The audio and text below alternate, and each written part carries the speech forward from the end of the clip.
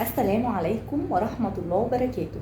هتكلم النهاردة معاكم في موضوع اتسألت فيه كتير قوي الفترة اللي فاتت، وهو ان ابني مش عارف يتواصل مع زمايله، مش عارف يلعب، دايما بحسه انطوائي، مش عارف يندمج مع الأطفال اللي في سنه.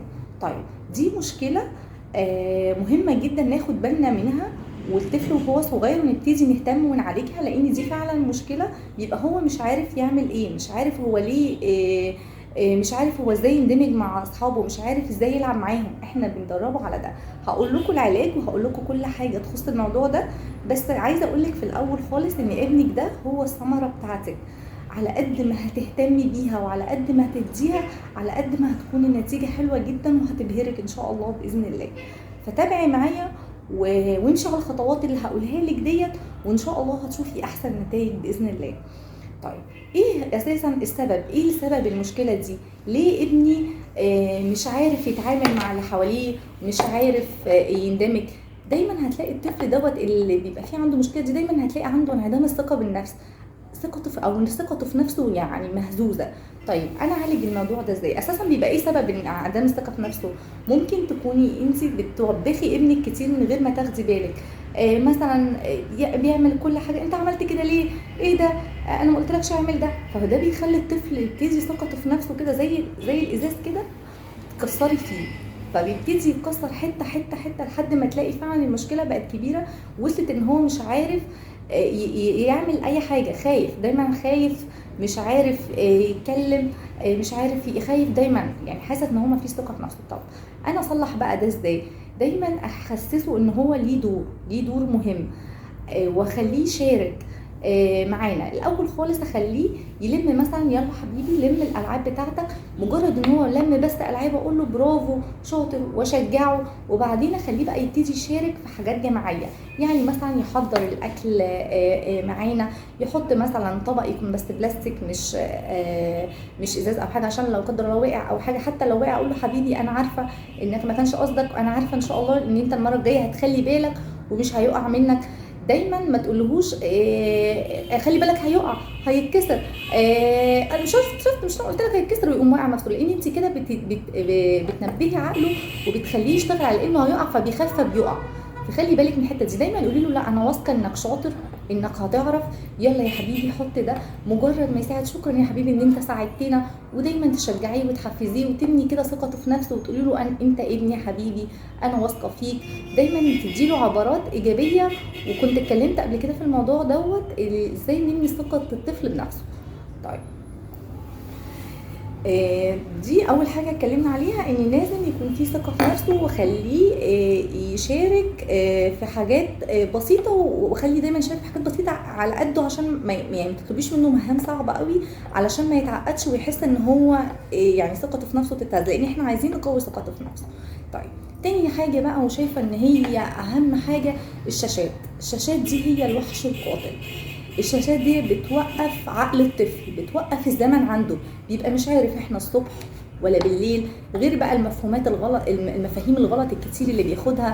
يعني بيجي لي اطفال، وده حقيقي فعلا معايا حالات كده، يقول لي مثلا يشوف الخيال بتاعي يقول لي شبح، مش بيبقى خايف.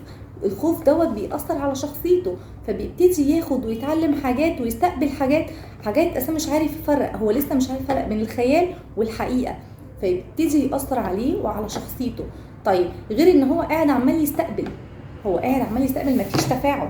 انا سايباه قدام الشاشات عمال يستقبل يستقبل يستقبل، ما بيتفاعلش.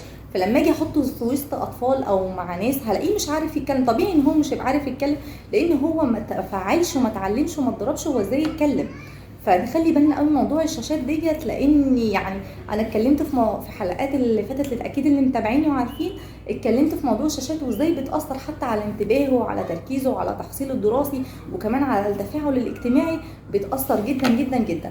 فبلاش الشاشات خالص، بالذات في السن الصغير، لان هو مش هيبقى مش مدرك ومش عارف الفرق بين الخيال والحقيقه، وكمان عمال يستقبل وبس.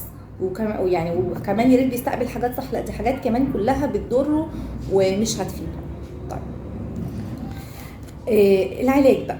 انا عرفت خلاص ان ابني، شايفه ان ابني مش بيتفاعل اجتماعيا وساعات الناس بتشوفه عدواني لانه بيبقى مش عارف يقول انا عايز دي، فيجي مثلا عايز يلعب مع ولد فهو مش عارف يقول له تعالى العب معايا، فتلاقيه بيشده، فالولد التاني يفكره بيضربه، فبيتاخد عن ابني ان هو طفل عدواني، بيبقى بس هو في القصد وفي الاساس هو مش عارف يتواصل.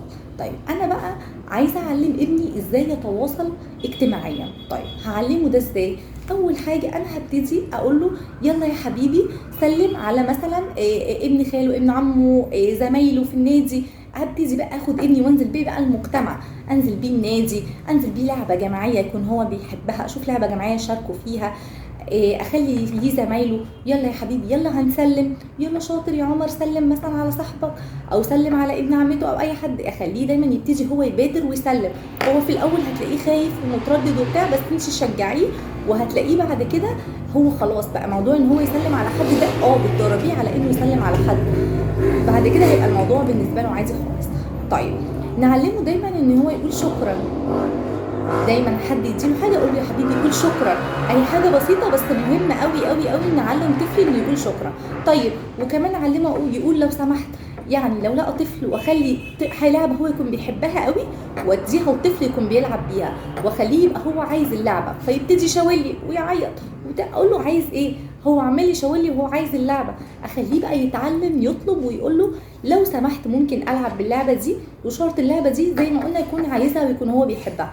طب ما رضيش يقول ومسك فيا وبيشاور لي ان هو عايزني انا اللي اقول، لا هقول له يلا واخده كده واطمنه وامشي، يعني اخده واروح ورا الطفل كده واوطي بقي عند ودانه واقول له يلا حبيبي قول له لو، كاني بلقنه يلا قول لو، هيقوم قايل مثلا لو سمحتي ممكن العب اللعبه دي، واخلي صاحبه التاني يقول له اتفضل، اقول له يلا شاطر مش هو استاذن منك قول له اتفضل، فيقول له اتفضل فيديله اللعبه، فهو كده مره على الثانيه على الثالثه هتلاقي بعد كده هو لما بيحتاج لعبه او شايف لعبه او عايز يلعب مع حد بيقول له لو سمحت ممكن اللعبه دي، وكمان اعلمه يقول له لو سمحت ممكن تلعب معايا، ونعلمه بقى اللعب من المشاركه. مهم قوي قوي قوي ان احنا نعلم ولادنا اللعب بالمشاركه، وكمان اللعب بالدور.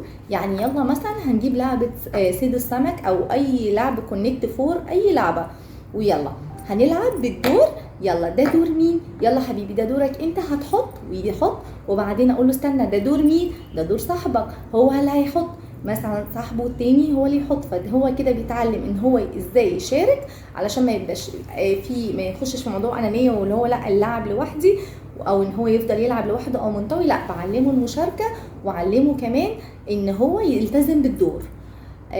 ففي حاجات افكار كتير جدا ممكن نعملها بحيث ان احنا نعلم اطفالنا ان هم ازاي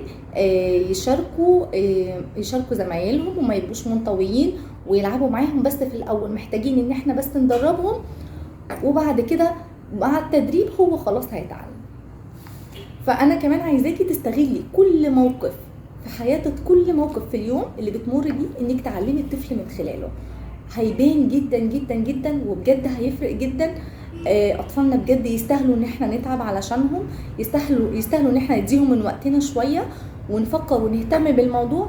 وكمان لو بينزل حضانه او مدرسه وانا خدت بالي من ده، اوجه برضو اقول للتيتشر اللي بتتعامل معاه او الاخصائي اللي هناك خلي بالك ابني مش عارف يقول انا مش بيعرف يتواصل اجتماعيا، فلو سمحت انا عايزه اساعد ابني ان هو يتواصل مع زمايله، فابتدي اخليها يلا تخش في الفصل مثلا، يلا فين مثلا فين احمد مثلا، يلا يا احمد تعالى، واخليه يلا قول لاصحابك يلا تعالى هنلعب لعبه كذا، وتبتدي يشارك مع زمايله في الفصل ويلعب معاهم، وتخلي بالها من الحته دي علشان ما يحسش ان هو منبوذ وانه قاعد لوحده.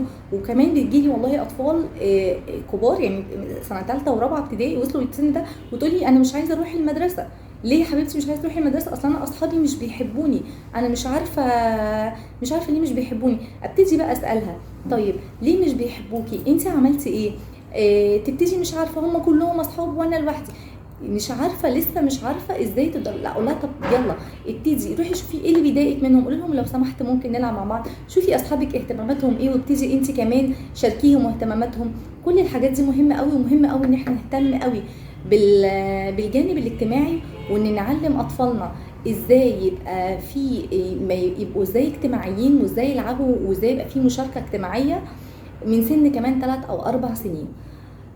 انا كده حبيت افيدكم معلومات سريعه وبسيطه. لو احتجتوا اي حاجه، في اي سؤال، اي مشكله، ابعتولي، واتمنى ان شاء الله ان اكون قدرت افيدكم. والسلام عليكم ورحمه الله وبركاته.